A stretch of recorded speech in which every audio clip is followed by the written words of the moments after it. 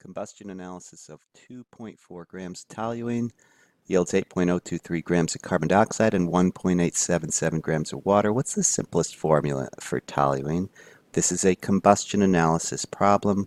We're going to get a mole ratio of carbon to hydrogen and check to make sure there's nothing else in there, and then convert it into a whole number ratio.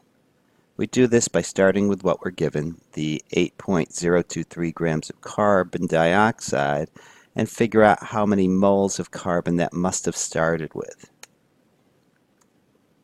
Well, 44 grams is a mole, so we have less than a fifth of a mole. But then we have to make sure that there is one carbon in each carbon dioxide, right? Every mole of carbon dioxide contains 1 mole of carbon.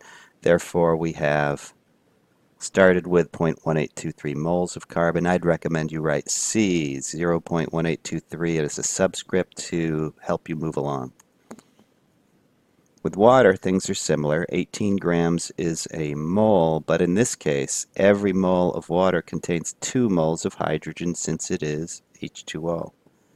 This gives us a starting amount of 0.2083 moles of hydrogen, write it as a subscript, and then convert that into a whole number ratio. But before you do that, who's to say that toluene doesn't have some other element in it? So let's make sure that all 2.4 grams are accounted for.